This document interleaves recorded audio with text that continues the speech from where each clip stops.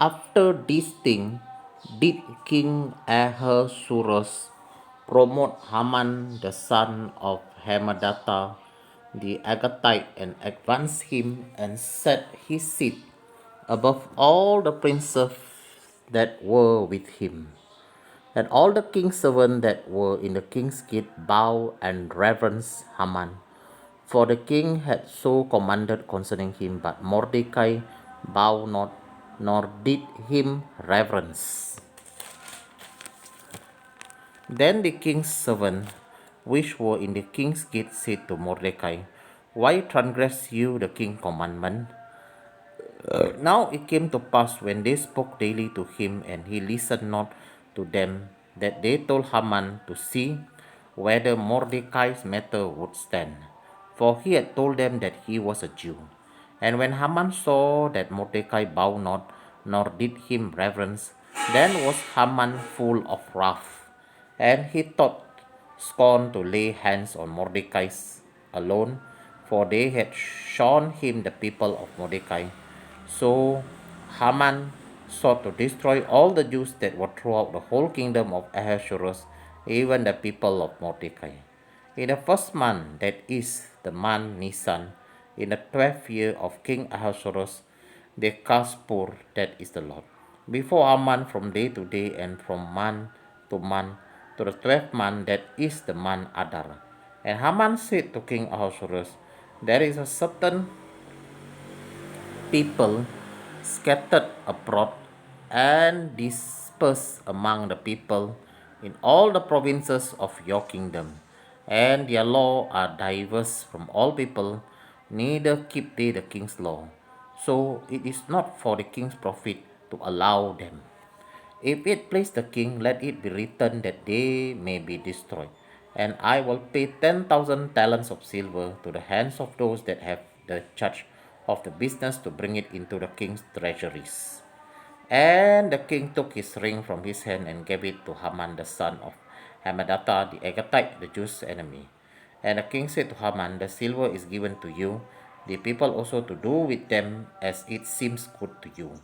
Then will the king's scribe call on the 13th day of the first month, and there was written according to all that Haman had commanded to the king's provincial rulers and to the governor that were over every province and to the ruler of every people of every province according to the writing thereof and to every people after their language. In the name of King Ahasuerus what was it written, and sealed with the king's ring.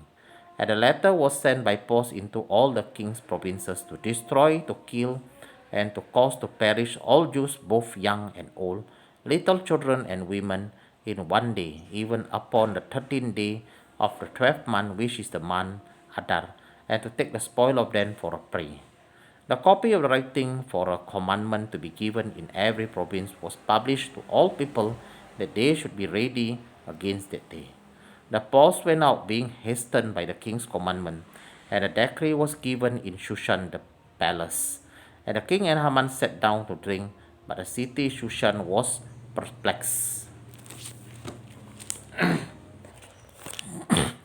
इन बातों के बाद राजा छायर्ष ने आगागी हमादाता के पुत्र हामान को उच्च पद दिया और उसको महत्व देकर उसके लिए वो साथी हकीमों के सिंहासन ने ऊंचा सिंहासन ठहराया। राजा ने सब कर्मचारी जो रश भवन के फाटक में रहा करते थे, वे हामान के सामने झुककर दंडवत किया करते थे, क्योंकि राजा ने उसके विषय ऐसे ही आज्ञा दी थी। परंतु मोर्देकाई ना तो झुकता था और ना उसको दंडवत करता था। तब राजा के कर्मचारी जो राजभवन के फाटक में रहा करते थे, उन्होंने मोर्देकाई से पूछा, तो राजा की आज्ञा का क्यों उल्लंघन करता है? जब वे उससे प्रतिदिन ऐसा ही कहते रहे और उसने उनकी एक ना मानी, तब उन्होंने ये देखने की इच्छा से कि मोर्देकाई की ये बात चलेगी कि नहीं। हामान को बता दिया। उसने उनको बता दिया था कि मैं यहूदी हूँ। जब हामान ने देखा कि मोर्देकाई नहीं झुकता और ना मुझको दंडवत करता है, तब हामान बहुत ही क्रोधित हुआ। उसने केवल मोर्देकाई पर हाथ उठाना अपने मर्यादा से कम जाना, क्योंकि उन्होंने हामान को ये बता दिया था कि मोर्देकाई किस जाति का है। इसे हामान ने छायर्ष के साम्राज्य में रहने वाले सारे यहूदियों को भी मोर्देकाई की जाति जानकर नष्ट कर डालने की युक्ति निकाली। राजा छरस की 12वें वर्ष के नीसन नामक पहले महीने में हामान ने आधार नामक 12वें महीने तक के एक एक दिन और एक एक महीने के लिए पूर्व अर्थात चिट्ठी अपने सामने डालवाई।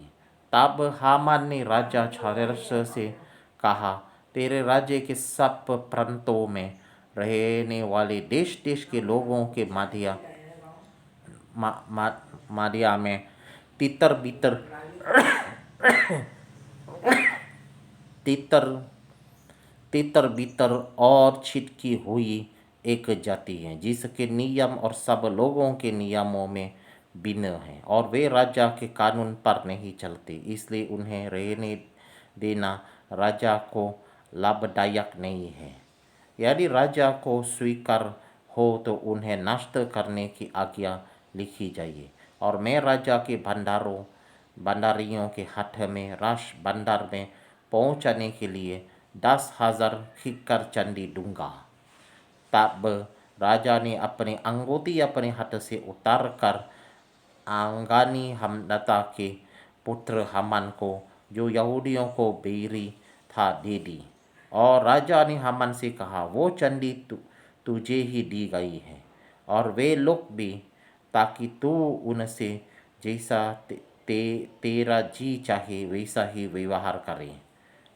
यूं उसी पहले महीने 13वें दिन को राजा के लेखक बुलाए गए, और हामान की आज्ञा के अनुसार राजा के सब अधिपतियों और सब प्रांतों के प्रधानों और देश देश के लोगों के हाकिमों के लिए चिट्ठियाँ एक एक प्रांत के अक्षरों में और एक एक देश के लोगों की भाषा में राजा छारस के नाम में लिखी गईं, और उनमें राजा का अंगूठी की छप लगाई गई। राज्य का सब प्रांतों में इस आशय की चिट्ठियों हरकारों के द्वारा भेजी गई कि एक ही दिन में अर्थात आधार नामक 12वें महीने के 13वें दिन को क्या जवान, क्या बूढ़ा, क्या स्त्री, क्या बालक, सब यहूदी मार डाले जाए, नष्ट किया जाए और उनका सत्यानाश किया जाए, और उनकी धन सम्पत्ति लूट ली जाए। इस आज्ञा के लेख की नकलें सब प्रांतों में खुली हुई भेजी गईं कि सब देशों के लोग उस दिन के लिए तैयार हो जाएंगे। ये आज्ञा शूशन घर में दी गई, और हरकारी राजा की आज्ञा से तुरंत निकल गई। राजा और हामान तो दख मारू पीने भेजे गए, परंतु शूशन नगर में घबराहट फैल गई। ऑलराइट,